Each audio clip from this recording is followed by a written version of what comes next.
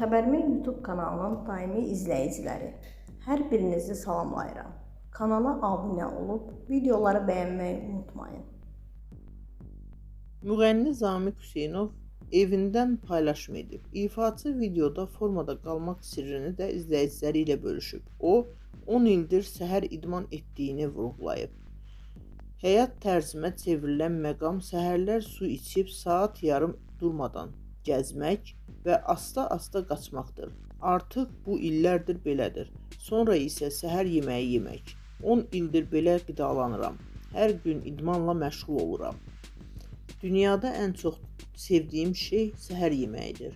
Çörəyim 10 ildir ki, suxarıdır. Qənd və şəkər tozu istifadə etmirəm, ancaq bal.